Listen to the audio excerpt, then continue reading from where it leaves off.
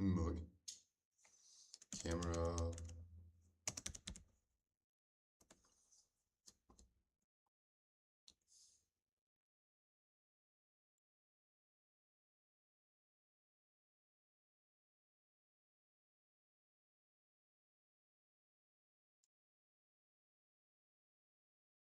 I'm trying to make the camera work as usual. Let's see. Can you work, please? Please work.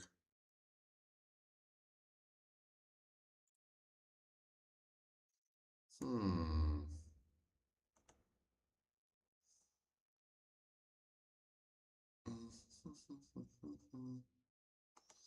on, camera 42.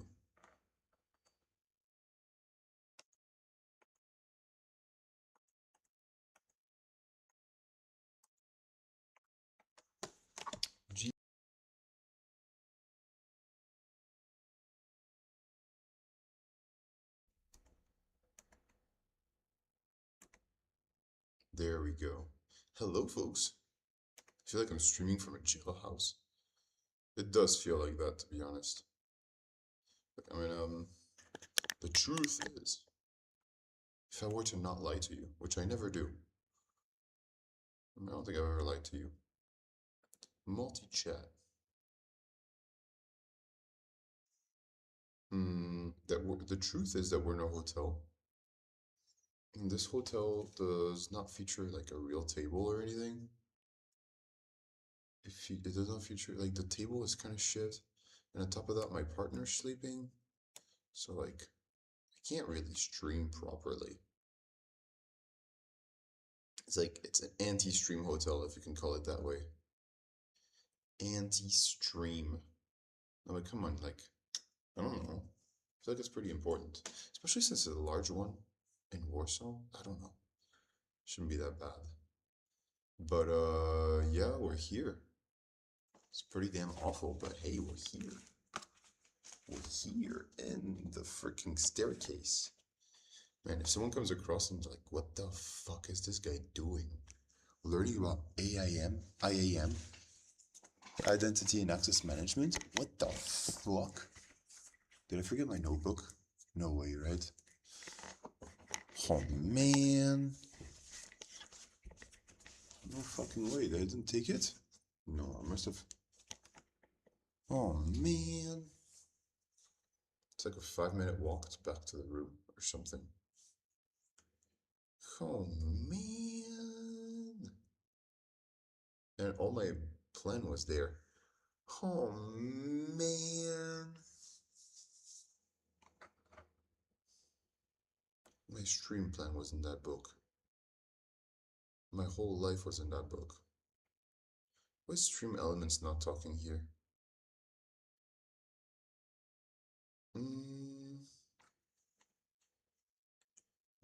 What a weird stream day, folks. Oof. I don't know if I'm gonna be able to hold on here for 2 hours. I'm getting old. Am I looking for excuses? Maybe. Maybe. Let's do some quizzes. Fuck it. Let's do some quizzes and see what happens. Firefox is installing your updates. Alright, Firefox, install updates. Oof.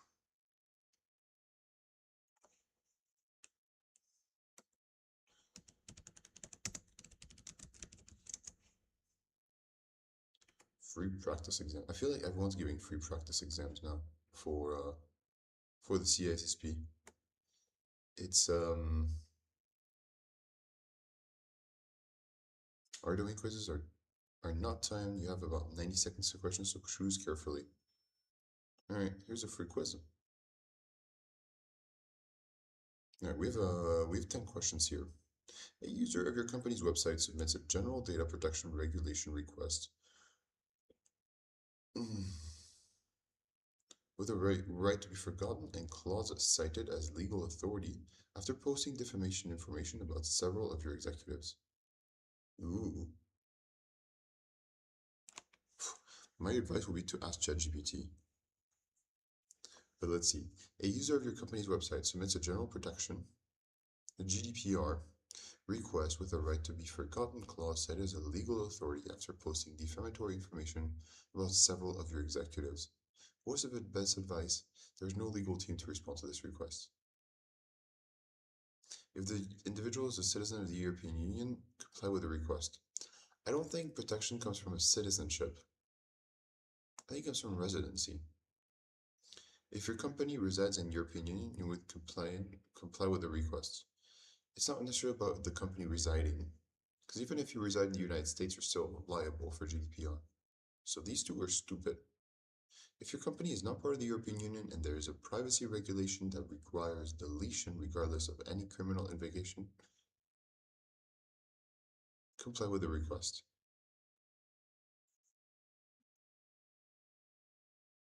If your company resides in the European Union but there is defamatory lawsuit involving individual that requires data retention, the request cannot be fulfilled.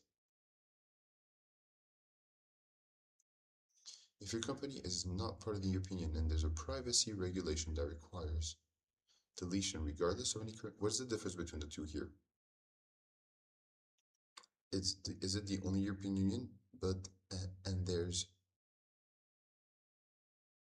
a defamation requires a deletion. The data request cannot be fulfilled. If your company is not part of the European Union and there's a privacy regulation that requires deletion regardless of criminal investigation, comply with the request.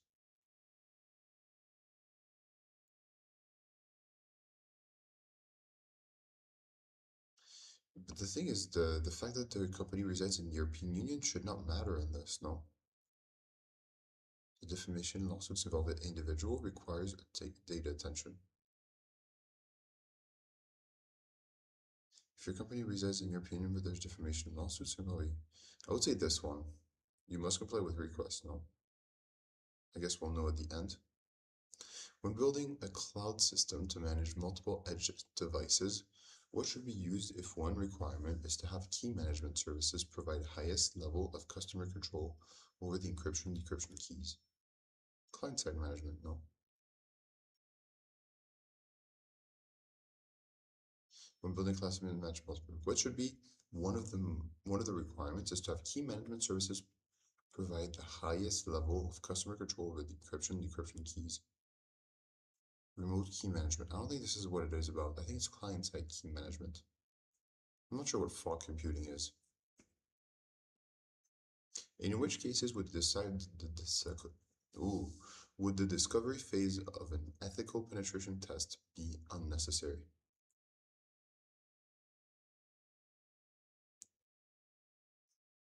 In which cases would discovery in an open box? No. If the results of the exploits are documented, if the activities of the tester are complied and presented to management, if the rules of engagement already define the systems or environment to be tested. So yeah, I think this is it. It's white box testing. If the systems or environment subject to fingerprinting. No. A number of key goal indicators, KGI, is it the same as KPIs, key performance indicators? Maybe not. Performance might be back and goal is for the future, I think. So, hey Doug, did you catch a train yesterday? Hey H1404, thank you for coming back. Yeah, you just followed yesterday. Yeah, I did catch a train. It was all good. Caught the train and yeah, now in Warsaw. Streaming from a hotel staircase. If you want to see, it looks like this. This is commitment right there on the 8th floor of my hotel in Warsaw. This is commitment. And I forgot my notebook, so we're doing some quizzes around the CISSP. Learning a little bit of cyber there. And you H1404, how are you? A number of key indicators. Okay, so we know if you're none, okay. So key goal indicators show that it takes an average of 4 months to successfully implement a change through the change management process. If you're facing a non-urgent but much needed change, the absence of which would create additional risks, what is a base approach to recommend?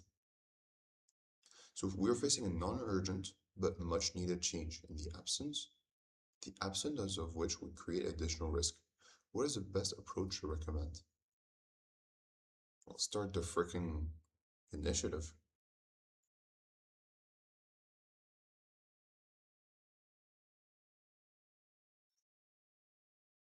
Check the key risk indicators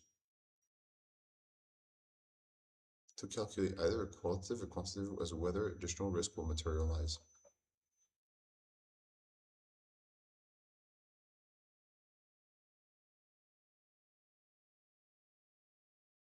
Submit reverse to the normal process. Check the key performance indicators for the asset in question, and if the KPI are less than average KGI, submit a request to the normal process. So what is the question here? If you're facing a non-urgent but much needed change in the absence of which would create additional risk. So let's read that again. If you're facing a non-urgent but much needed change, the absence of which would create additional risk, what is the best approach to recommend? Okay, so everything starts with check, so we're not sure about whether we should do it. Samantha says looks comfortable. Absolutely. Oh yeah, that's the best concrete one can get. Look at that. That's high quality, comfortable concrete. I think something different that's called discipline. I'm good about nice. Thank you very much. Yeah, it's called discipline. Yeah. Or being crazy at this point. I'm pretty good. Pretty good. Yeah. Solid. I could have slept another hour or two, but it's okay. It's okay. We're here. And hey Samantha, good to see you. So we have to check something. So what we know is that it takes an average of 4 months to successfully implement a change through the change management process.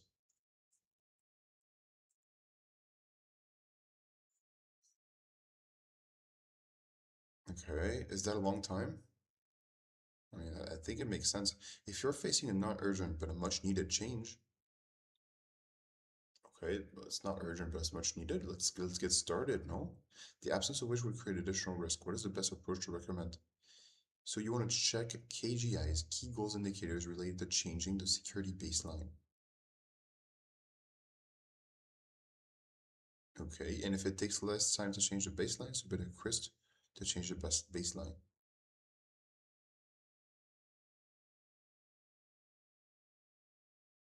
I don't understand that. I don't understand this one. I don't think it makes sense. Check key risk indicators.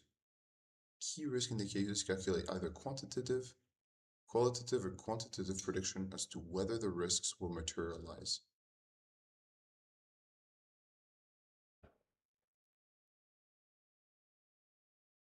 The absence of which will create additional risk.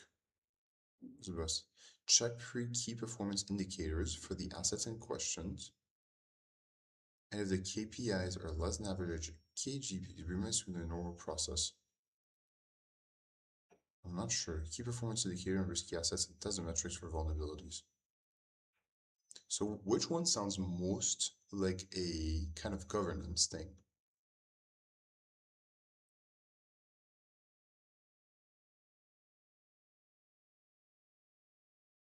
Qualitative, whether since it would create additional risks.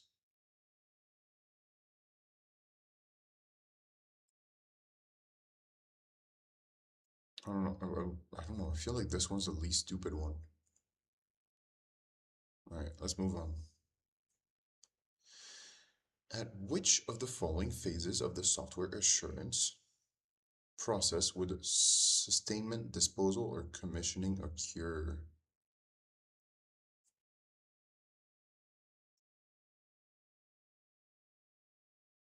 I think it's at the end though. Would sustainment, disposal, or decommissioning? It's towards the end of the life cycle. No planning phase, no contracting phase, no ongoing use and support phase.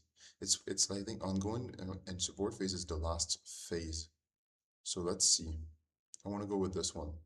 Real-time confirmation in a pay-as-you-go secrets manager that any given request to perform an action is allowed by the various defined privileges refers to which of the following? Counting, authorization, authentication, approval.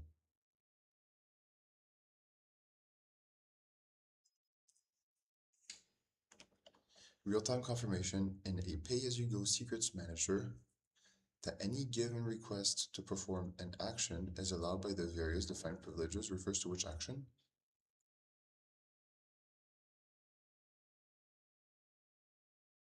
So is it more accounting? I don't think it's that. I think it would be accountability. Authorization, authentication, or approval. I think it's between these two. Real-time confirmation in a pay-as-you-go secrets manager. That any given request to perform an action is allowed by the various defined privileges. Is it accounting, authorization? Is allowed by the various defined privileges. I think this is authorization.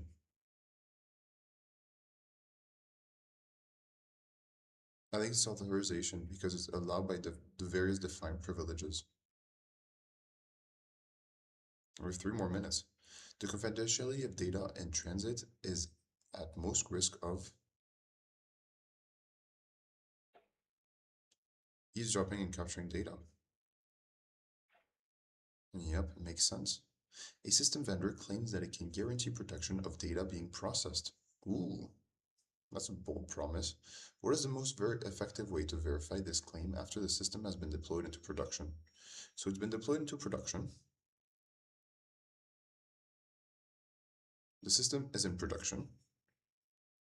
So how do you guarantee that the data will be processed? Test the application.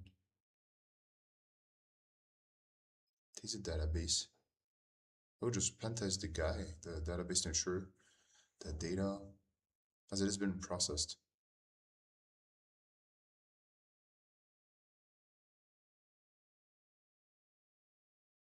Being access to ensure that enclaves are utilized and that the data is not visible to other processes.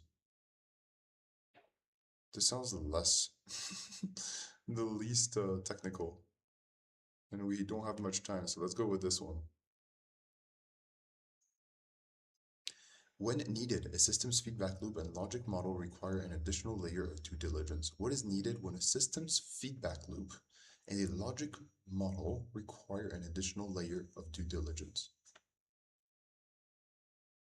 A logic bomb, I don't think that's what you need.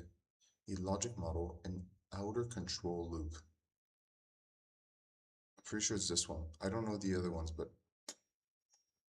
this is about hardware trust and all. So I don't think it's that. And last one, the best way to ensure that a login ID and password combination is not disclosed during an authentication process is which of the following?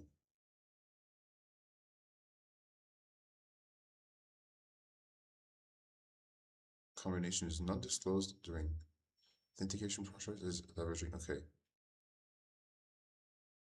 Applying state machine model using information flow model, implementing a ring model. I don't think it's this one because it's a network thing. Using the information flow model. I think it's one of these two. Leveraging a non-interference model. Applying a state machine model. I'm going to say this one. See results. I'm thinking I got a 7 out of 10. I usually get 7s out of 10. Oh, 90%. Holy moly.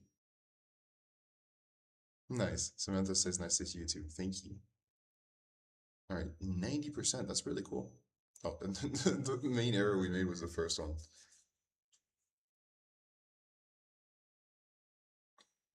At times you'll be presented with questions that have too much information. In these cases, you'll have to identify the irrelevant pieces of information and try to rule out. If you're familiar with the GDPR, its scope seems to be changing as court cases and legal matter come up. But for the most part, in its scope, if citizens doesn't reside in a particular country, what no?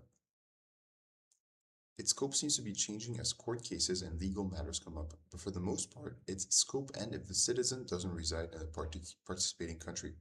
There we go. So you have to be a citizen and a resident, apparently.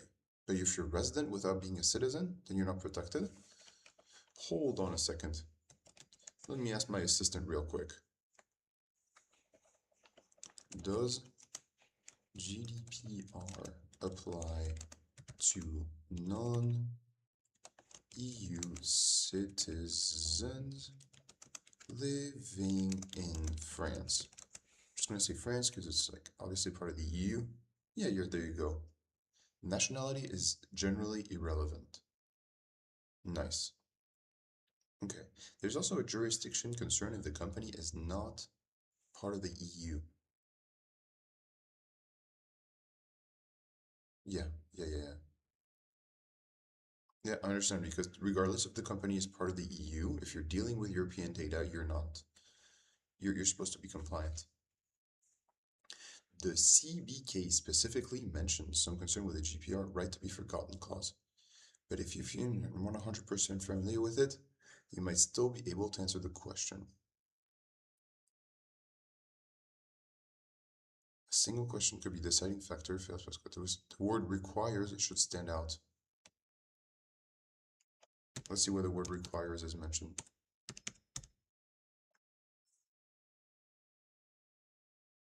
Okay, it's mentioned 7 times. It's a lot.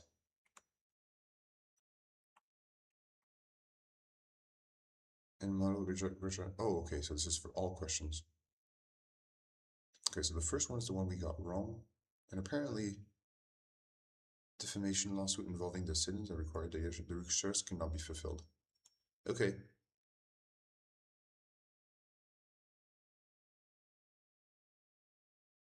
Deletion regardless if it comply with the request. I mean, also if there's a data privacy regulation that requires deletion regardless of criminal investigation, you must comply.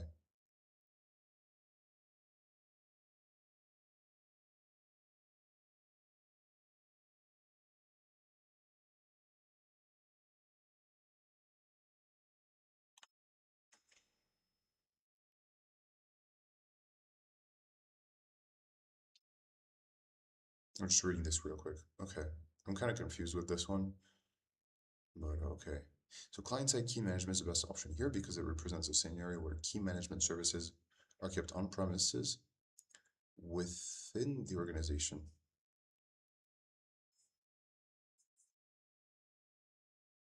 Oh man, I would have loved it to explain it what the other two meant. What is fog computing? You guys know fog computing? Is it like a reference to cloud computing? Nice. H1404 says nice. Yeah, it was pretty good, 90%.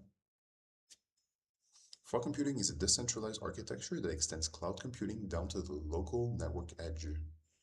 Let's see an image of this. So you have IoT, glasses, company data, and computers that go up into the cloud and to this. Well, still a little bit confusing. It's a decentralized architecture that extends cloud computing down to the local network edge by using intermediate nodes like gateways and routers. It processes data near the source to lower lag, cut bandwidth costs, and boost security before sending critical information to the central cloud. Okay, I like it. It's an intermediate thing. I'm surprised I didn't hear about it before. Low lag, less traffic, local privacy, offline work. Interesting, yeah. Fog computing, so yeah, definitely not this. And remote key management, why not?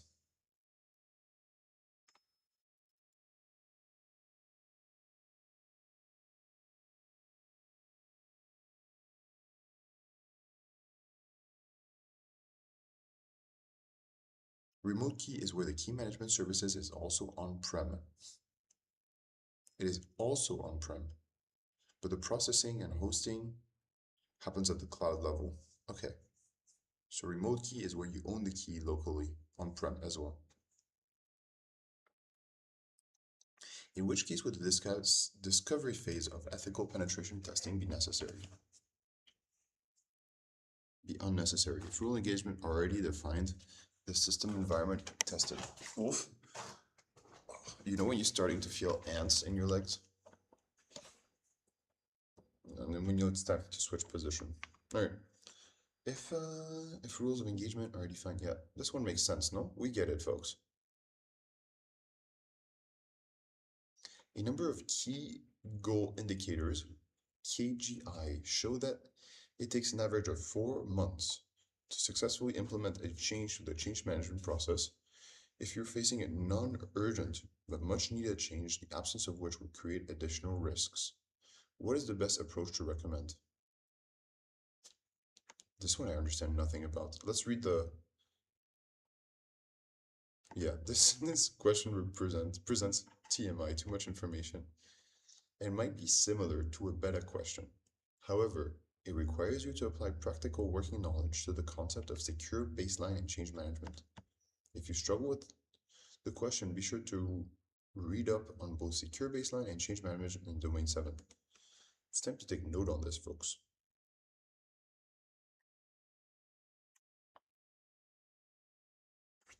Secure baseline and change management in Domain 7. We kind of need to do that. Let's write it down. Chat. No. I'm going to write it on my WhatsApp. I don't know if you folks do this, but WhatsApp is a pretty good place to take notes for yourself. All right.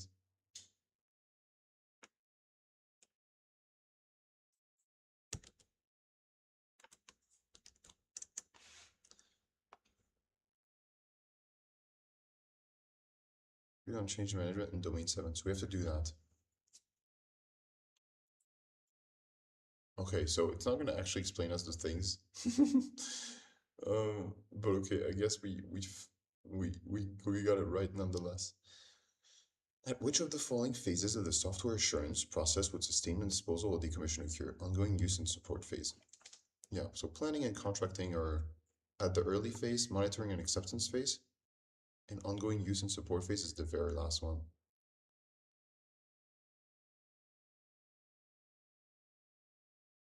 Taught in the CBK. Not sure what the CBK. I was expecting an L somewhere. Taught in the CBK. I was thinking life cycle. Software assurance process. Holy moly. I'm going to put this in my notes as well. We have a lot of things to do. Real-time configuration in a pay-as-you-go secrets manager that any given request. Okay, this is clearly authentication. Try to ignore that part of the question and read everything in a few times. It may take as much as 5 times to really understand what the question is asking. In this case, the question is more compelled form of asking what is the difference between authorization and authentication. Yeah. With CBK topics. I'm not sure what CBK is. Client-based keys in Domain 5.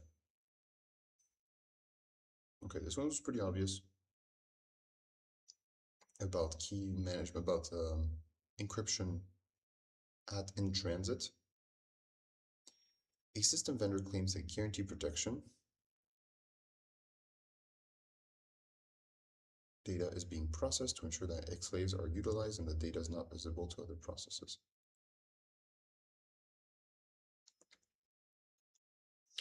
When faced with difficult questions that may push the limit of your analytical thought process, take time to look for any keywords that you know. In this case, you should be able to recognize data being processed, yup, or rather data in use. Since protecting data in use requires certain methods, be sure to review Domain 2 concepts, namely enclave. Enclave. I'm going to write this down. Enclave from Domain 2. The thing is, we kind of skipped a bit of the learning part, so now we're we're having to learn it. An outer control loop.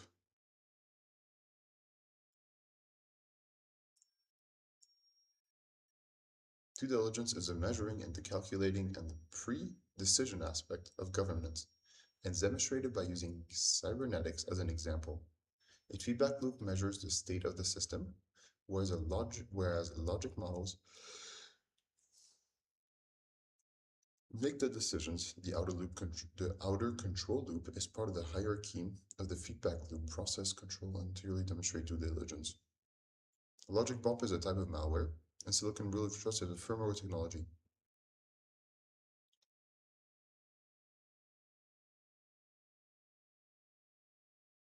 I don't know what an outer control loop is. Let's have a look.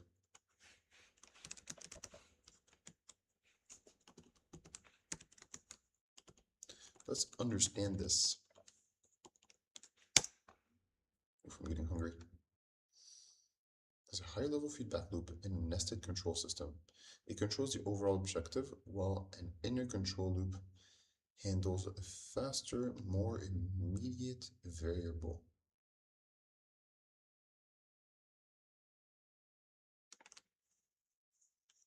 Okay, one more time. It controls the overall objective, while an inner loop handles a faster, more immediate variable. Okay. Simple example, cruise control. Imagine a car with two control loops. Outer loop compares the desired speed with the actual speed and decides how much acceleration is needed. Inner loop controls the engine throttle to produce that acceleration quickly and accurately. So an outer controller is, yeah, the speed cruise example is really good. So they're nested loops.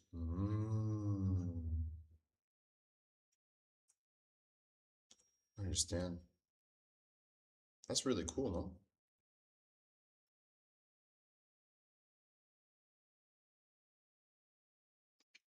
Another layer of due diligence. Interesting stuff. Interesting stuff.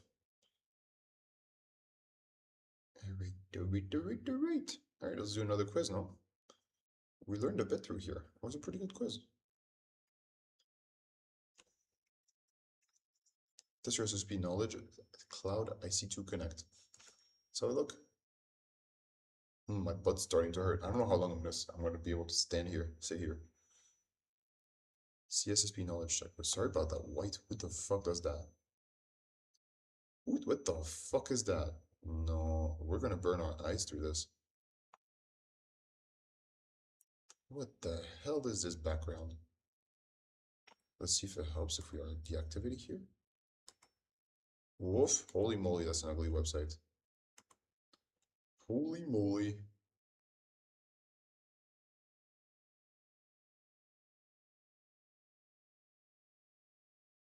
This one we've already done. Destination certification. It's a good one, huh? But this one we've already done partially. Try some free CSP questions of the day. Okay, we only get one. I don't know. I guess we get a few. Okay. Thor teaches. Her question. Natalie wants mobile devices that connect to her network to be inspected for an updated device. Natalie wants mobile devices that connect to her network to be inspected for an updated virus signature and be kept isolated until most recent signature files can be downloaded. What, does Natalie live in the Middle Ages? What the fuck is that? Natalie is a freaking peasant in the 13th century. There's no more virus signatures available. Like, that doesn't work. What the fuck is Natalie doing? Natalie was out there farming potatoes like, oh shit, my antivirus signatures need to be signed. No, bro. It's 2026. Get a real antivirus. Holy shit. Hi, Natalie. Natalie wants mobile devices that connect to her network to be inspected for an updated virus signatures file and kept isolated until the most recent files can be downloaded. Which network control remediation should Natalie enable, and how should the most recent signatures file be downloaded? Tap the portal, download and install manually. Download and install manually. Download automatically from the antivirus. Okay, so we have two options here. Either we're doing it through a captive portal or we're doing through quarantine. Not sure what these mean. What is a quarantine? Quarantining a file is basically when you put it in isolation manually. A captive portal, I don't know what it is. Let's see if quarantine here works. Wants mobile devices that connect to her network to be inspected for an updated antivirus, for an updated virus signature file, aka isolated. What does she want isolated? The mobile devices. The mobile devices should be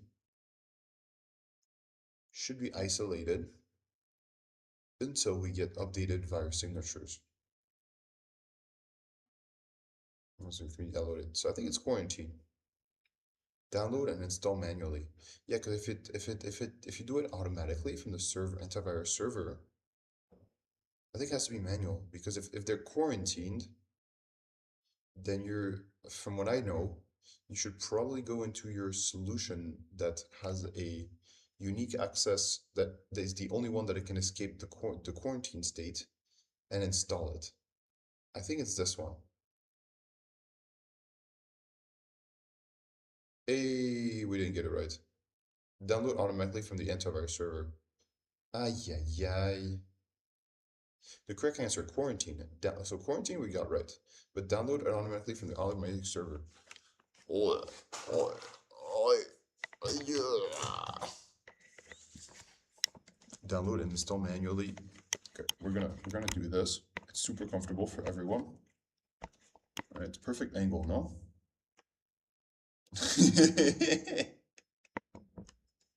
It looks so weird. Man, imagine you're seeing me like this for the first time. You're just arriving on the stream and you're seeing this. You're like, what the fuck is this guy doing?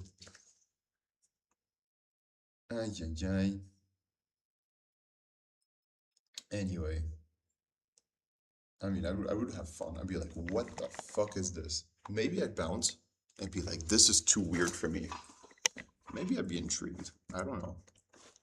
You folks let me know how you're feeling if you're seeing this for the first time. Quarantine. Download automatically from the antivirus server.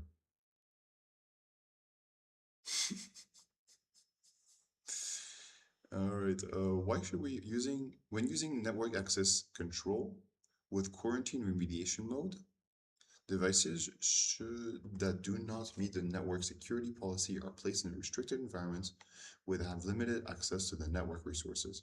In this case, the limited access allows for the automatically download of the latest virus signature files from the antivirus server. Because there's a server for it. It's not just a website. Okay. Once the device is updated and complies with the security policy, you can gain full access to the network. This approach enables that all mobile users are kept up to date with the latest antivirus signature, before they can interact with the network fully. Captive portal. The captive portal is a web page that users are redirected to for authentication or agreement to terms before gaining broader network access. Okay, this is probably something we should know, and I will take note of it.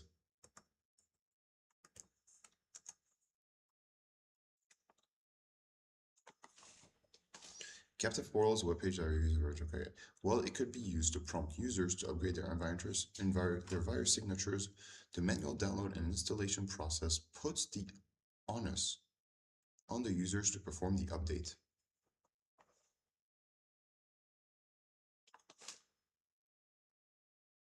Which can lead to long non-compliance or errors in the updating progress and less efficient than automatic updates.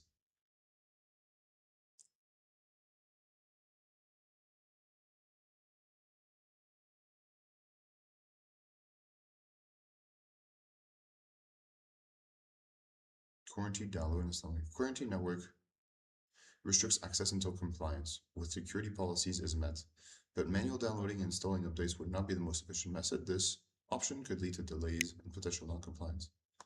But the thing is, my question is if it's quarantined,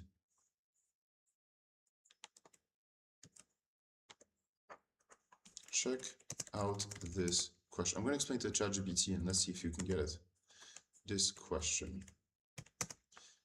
I think that if a system is quarantined, then it does not have the ability to escape the network, escape to the network, and would not be able to download the signatures. Boom. Oh, okay, already an answer. ChatGPT doesn't have time. Yes, your objection is reasonable, and the wording question is a little misleading. The key is what quarantine means in NAC, and it does not necessarily mean completely disconnect from every network. In NAC, quarantine usually means that the endpoint is placed into a restricted network segment with only access necessary for remediation. My comparison, folks, is from CrowdStrike. If you don't know this, oh, Dirk is here. Just made 28,000. What did you make 28,000 of, Dirk? 28,000. What could this refer to? Dollars? You made $28,000? Did you make could this be related to this question? Quarantined? I don't think so. What did you make 28,000 of? Nice. How did you do that? How'd you make 28K? That's a ton of money. That's super cool, Dirk. Congrats.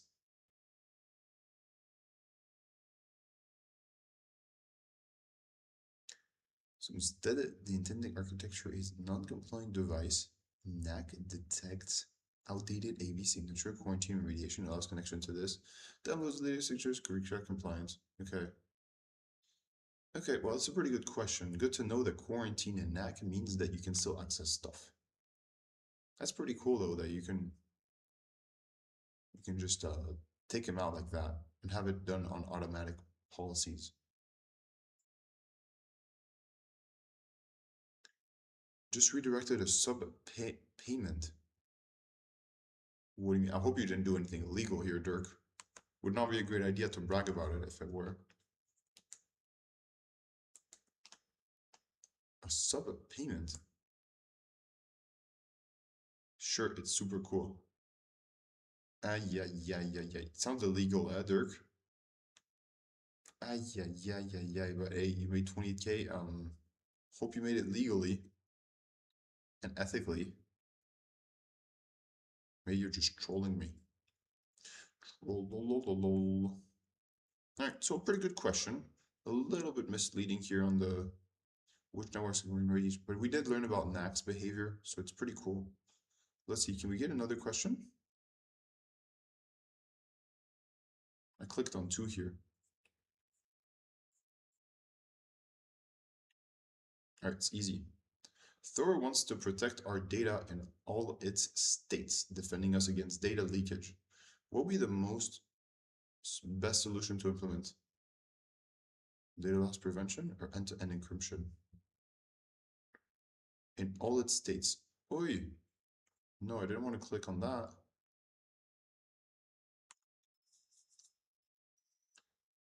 In all its states, and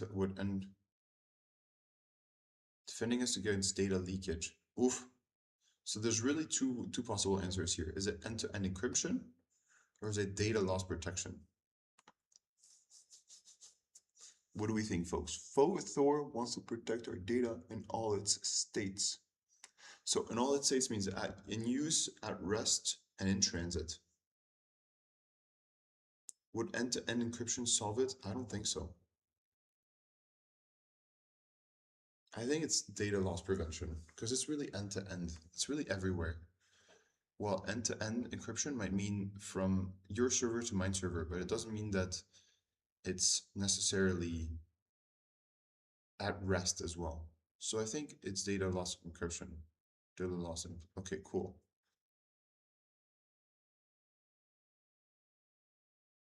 I would never do anything super ethical though. Nice. Congrats then, Dirk. Well done. Are you gonna be able to get more monies like that? Because making 28K one time is pretty cool, but if you can do it a few times, then that's pretty cool. Just redirected a sub payment. Payment. Ooh. So I'm guessing you helped out some people with their payments. Entering verification is a method for secure. Dude, what? No. Oh shit, we did something. Oh yeah, yeah. CSSP, what did we do here? Yeah, we just wanted the free question. Lifetime access to all source teaches, CSSP videos, practice questions, and more. $450. That is crazy expensive.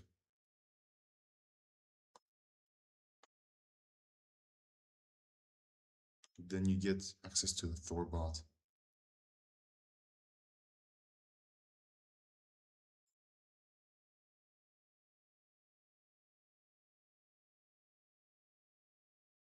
Just crazy expensive. Wow, bro is a freaking millionaire, huh? 440,000 enrolled CSSP students. Bro is rich.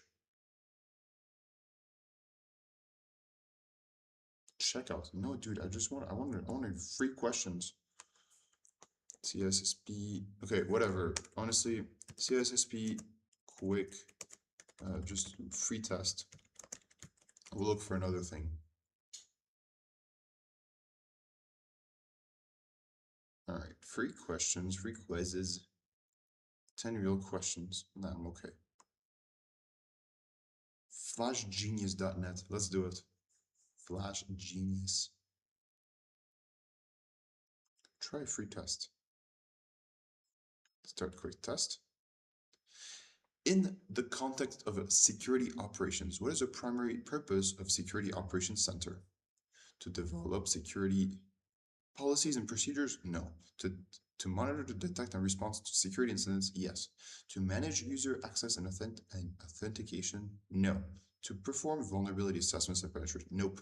It is to monitor, detect, and respond to security incidents. Very definition kind of thing. An organization is evaluating its asset inventory.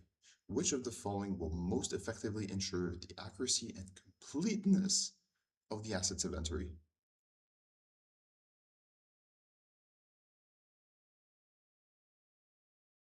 Conducting audits of the annual audits of the asset inventory. Implementing automatic asset discovery. Okay, I like this one most so far. It's asset inventory process. Which of the following practices will most effectively ensure accuracy and completeness of the asset inventory? No, it's probably the automated one. And annual is not really good for asset inventory. Like if it were monthly or quarterly, I would accept it, but yearly is too little. An organization is concerned about the potential impact of electromagnetic interference on the system. Which security architecture measure should they try to implement to minimize this risk? For me, it would be more about physical measures. Electromagnetic interference on a system. Which security architecture should they implement? Use the Tempest shielding for sensitive areas. Security awareness? I don't think so. I think it's Tempest shielding for sensitive areas.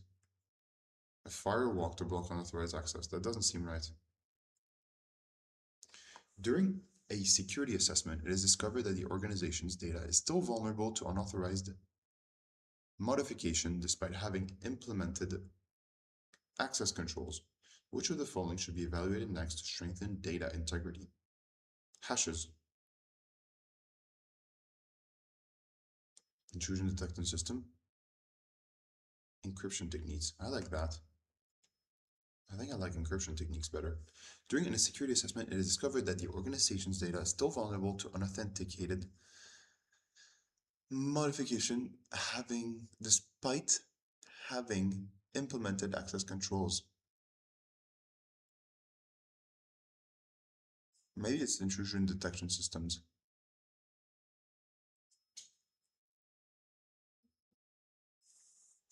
Because encryption might not be able to prevent unauthorization. You can detect it, but you won't be able to prevent it. Oh man, my legs are blah blah blah. Still vulnerable to unauthorized modification despite having implemented a quality access control. Which of the following should be evaluated next to strengthen data integrity? Intrusion detection, I think. Two-factor authentication? No, because authentication has never been the issue. Encryption techniques, audit logs. I would say really it's detection. An organization is considering implementing a public key infrastructure to enhance email security. Okay. An organization is considering implementing a public key infrastructure, PKI, public key infrastructure. Okay, so that involves certificates and stuff like this to enhance email security. Yeah, you should definitely do that. What is the primary benefit of using KPI in this context? Provides digital signatures and encryption. Exactly. Provides email delivery speed, reduced storage cost. Nope. Your company is preparing for an external audit to maintain its ISO 27001 certification. You need to ensure all security assessments and testing processes are adequately documented and effective. What strategic approach should you take to prepare for this audit? To maintain its ISO 27001 certification, you need to ensure all security access and testing processes are adequately documented and effective. What strategic approach should you take to prepare for this audit?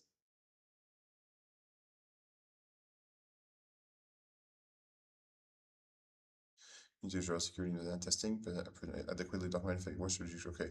Focus on declaring all security procedures and controls in place. Review and update the risk management framework to rely on this. Conduct a analysis to identify a non-conformities. Probably this is the best. Train IT staff. I don't think we need to train IT staff.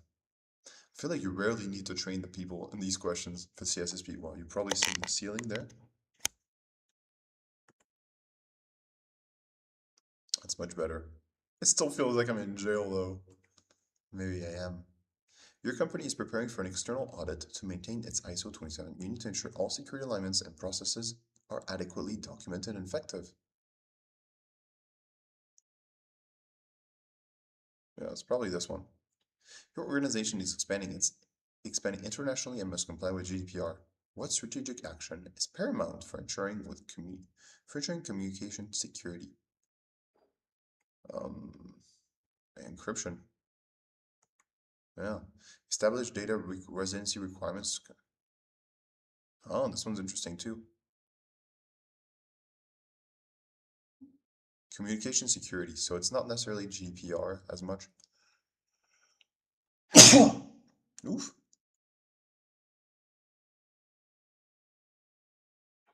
Ah, never mind.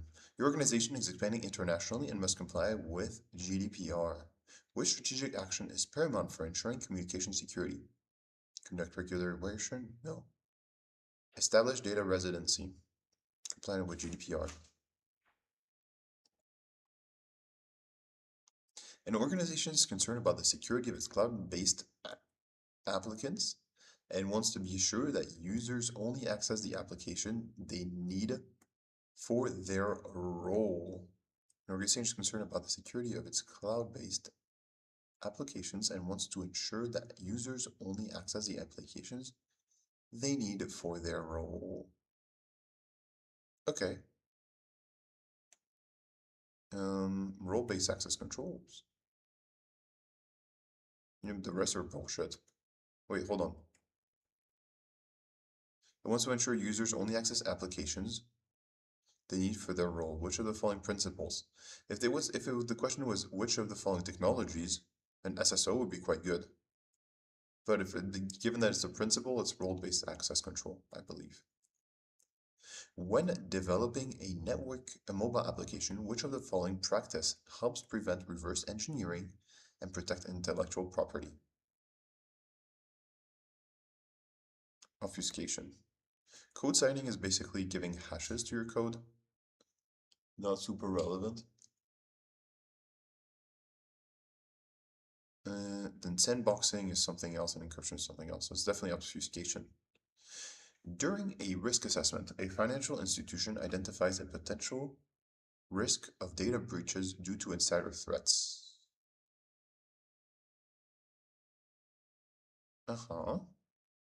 What is the most effective strategy to mitigate this risk? Well, there's plenty, huh? Implement strict access control and monitoring. Man, this can work. Increase the number of security awareness training sessions. That won't help. Conduct background checks on all employees.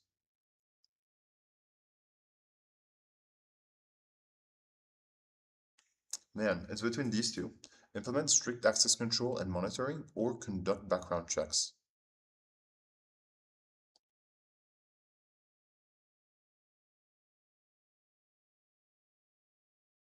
I really like monitoring. If it didn't say implement strict access controls, I would not accept this, but it says and monitoring.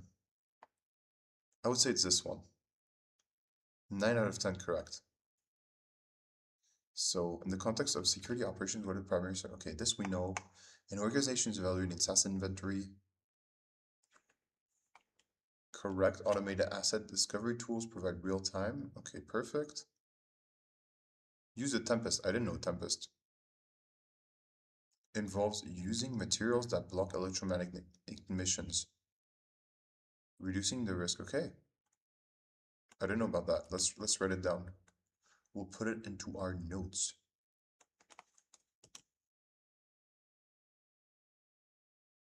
Man. Let me check if there's any chats. Ay, ay, ay. My mouse is going bananas. My computer doesn't enjoy particularly being suspended in the air. No chats. All right. Tempest involves doing this. Audit logs. Okay. So during assessment, it is discovered that the organization's data is still vulnerable to unauthorized modification despite being implemented access controls. Which of the following should be evaluated next to strengthen data integrity? You want to have the audit logs? Audit logs would be evaluated to keep track and record data changes. Thus help identify unauthenticated motivations and ensure data integrity. Good luck. But intrusion detection systems would not be good. I want to ask ChatGPT about this. Why was I wrong?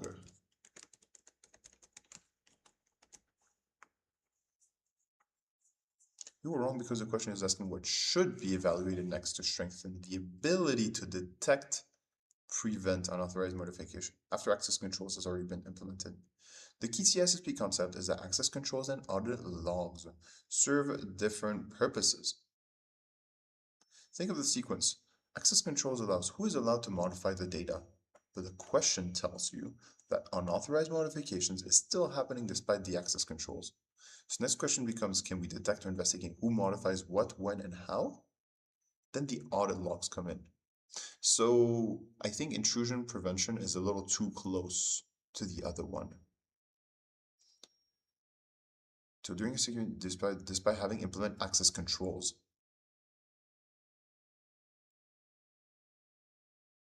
So which one should I evaluate next to strengthen data integrity? So if we already did that, we should think something that already hasn't been yet done. Audit logs can record things such as who has access to the data, what has changed, when it was changed, what account process performed the action, sometimes before/after values. For example, access control, Alice allowed to modify the database, Bob denied.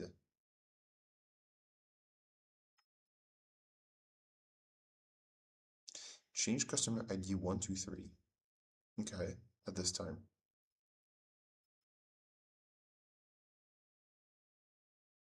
Why is IDS not the best answer? Intrusion detector symbol is primarily concerned with detecting suspicious malicious activity, particularly in network or host activity. It could potentially detect activity associated with an attack, but isn't the most direct control for data integrity.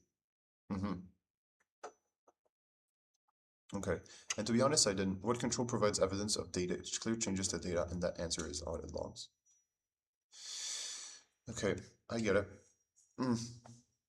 It's just that intrusion detection is not necessarily about integrity.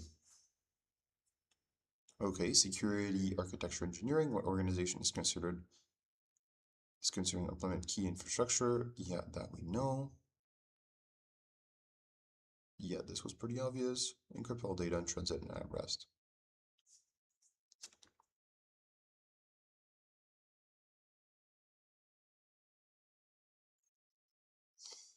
Hmm. What can we do? Let's do one more quiz. I think we might end it because my butt's starting to hurt real bad. But hey, we got 90% on both lately. It's pretty good. I also paid for standard quests for a few standard tests. It's just that I don't know if I can stream it to you because I paid for it. In a recent security audit, it was discovered that confidential employee records were being stored unencrypted on a server. That's not cool. Which encryption is most suitable for mitigating this risk? Discovered that confidential employee records were stored unencrypted on a server.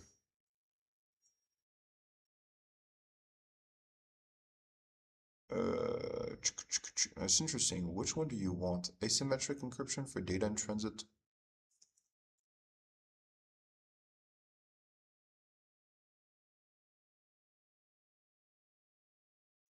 You want definitely data at rest. That's at rest. Oh, I can't go back. Okay. In a retail company, the loss prevention department is implementing the loss prevention department, is planning a new measures to reduce employee theft and enhance accountability. To support these objectives, which initiatives should they prioritize? Conducting weekly inventories by the same member? No. Allowing employers to manage both sales records and bank deposits to streamline operations? That doesn't seem good.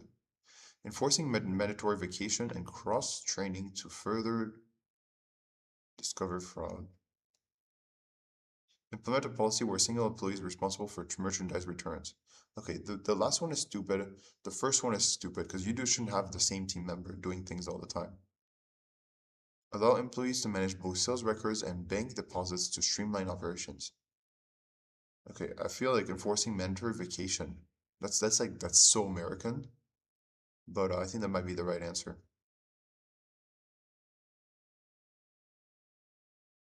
Which of the following security controls is used to implement concept of least privilege? Access controls, right? All the other ones were not applicable to this.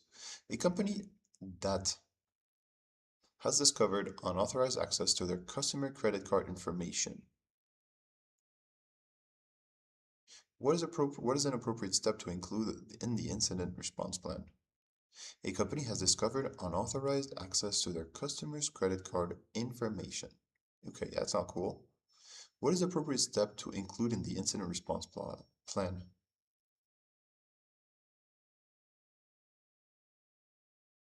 Delete the stolen data from this attacker's server. Okay, I don't know. That doesn't seem like a good plan. It seems like a hope. Cover up the incident to prevent damaging the company's reputation. No. Notify defective recovery. Probably notify the affected customer and relevant authorities. I don't know if asking customers to submit new credit card information is a great idea. Look, sorry, we just lost your card data. Can you give us more? No, you don't do that. You don't do that. A senior IT developer is leaving the company voluntarily. Before leaving, they expressed concern about the security of certain projects and requests to be removed from all project related access. What is the most appropriate action for a manager to take? Demand that they continue working on the project until the security concerns are fixed. That's genius. Conduct an exit interview, complete a handover process, and revoke their access. I think that's the best one. Provide them complete access to all systems so they can assess and solve the security issues. Ignore the request and allow the developer to leave without any revocation. Nah, it's this one. Which of the following best describes risk monitoring phase in the risk management process? Okay.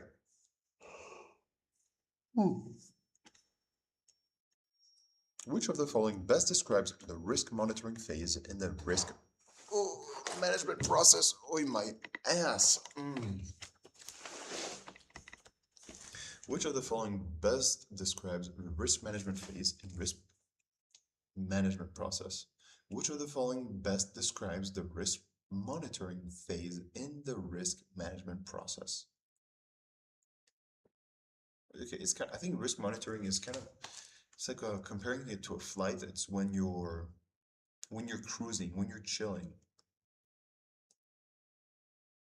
Initial identification of potential threats and vulnerabilities. No, that's at the beginning.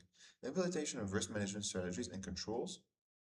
Not really. Evaluating risk and impact and likelihood for prioritization. I think it's this one. Ooh, or it's the last one. No, I think it's the last one. And control effectiveness. It's when you monitor. This one's most like sounds like monitoring. So I think it's this one. All right, we're at question 7 already.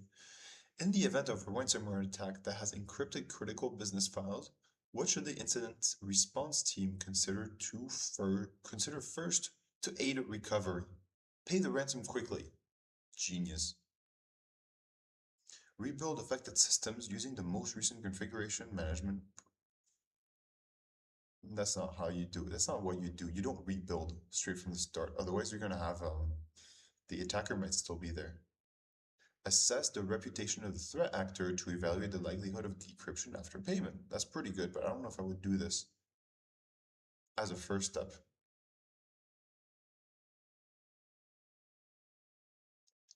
Initiate the backup restoration process if viable and secure. Rebuild affected systems using the most recent configuration management policies. Pay the ransom to quickly regain access to the encrypted files. No, rebuild affected systems with the most recent configuration management policies. Access the reputation of the threat actor to, I think it might be C, but I don't like it very much. That's not what an incident response team should do first. But okay, let's do this one. Which of the following is considered most effective method for ongoing vulnerability identification and management in a dynamic IT environment? Management. So we're going to do weekly manual checks, continue evaluation, and risk-based prioritization. That's for sure the answer. What is multi-factor authentication? Multi-factor authentication, MFA, is access control mechanisms that requires 2 or more forms of authentication to verify the identity of a user before allowing a SIG system. Okay, that sounds perfect. Type of intrusion performance systems? No. Is it security mechanisms that utilize unique identifiers to authenticate with their identity? No. Is it network security mechanism? No. When applying steganography techniques to conceal a text message within an image file, which of the following approaches is least likely to be detected through visual inspection? Using high-frequency noise patterns to mask the message. Okay, one more time. When applying steganography techniques to conceal a text message within an image file, which of the following approaches is least likely to be detected through visual inspection? Applying a palette-based image deterring, varying the color palette stably to.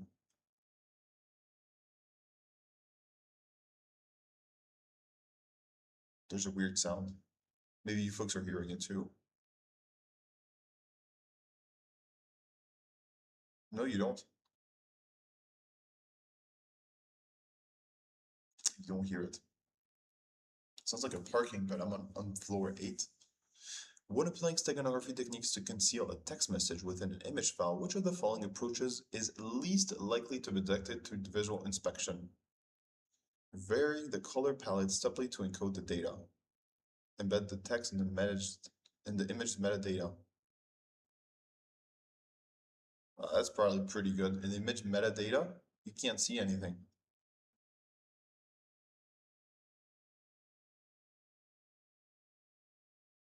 Test is finished. Oh my god. Wow, dude. Sorry, I did a middle finger, but I shouldn't do that.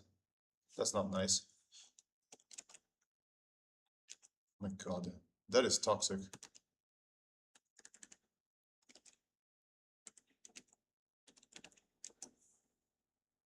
Toxic shit right there.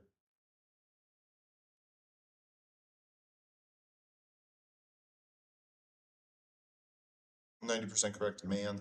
Everything's 90%, which is pretty good. Your percentile estimate. Number of questions. Oh, I failed question 7 or something, I think.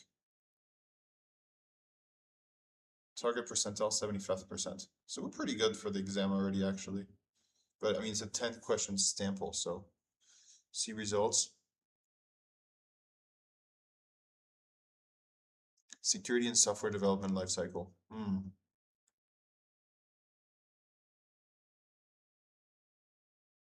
Moderate. Challenging. This one was challenging.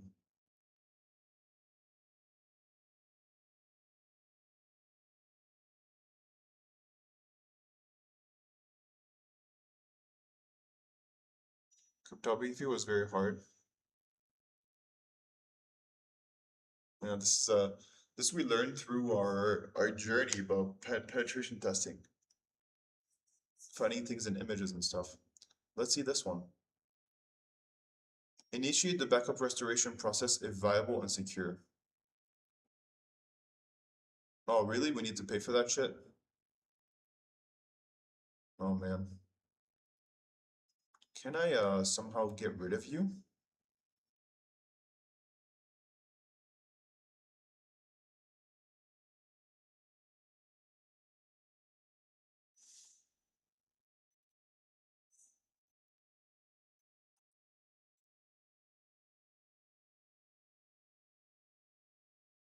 Okay, so somehow I moved it up, so that's pretty good. Rounded blur container. Can I delete you? We're hacking right now, folks. Okay, so we deleted the pop-up. That's pretty good. How do we delete the blur here? Let's try to delete this. Okay, that didn't work really well. Form. Okay, it looks like it didn't work really well. We can just keep on deleting things until they explain it to us. I think we just deleted some questions actually. You see, there's no more things to show. Security in the software development lifecycle. That wasn't ideal apparently. We should have this was more incident response though. Alright folks, I feel like I'm destroying my back a little bit. And I'm gonna regret this. So let's go to our room again. And I'm gonna finish streaming. Folks, it was lovely having you. Thank you very much for being here with us. It was awesome. We got some nice quizzes today. We wanted to do IAM, but I forgot my notebook, and I think it might be for the best because I don't know where I would have taken notes. I'm staying in this hotel one more night, so I don't know where I'm going to stream tomorrow morning. I'll let you know on Discord. If you're not on Discord, you should join. What are you doing? Discord's amazing. We post about stuff. Mostly the stream, but sometimes we talk about AI and cool stuff like that. Reject. Go on Discord to join us. Discord. Cool, folks. That was it for us. Thank you for being here, and I'll see you folks.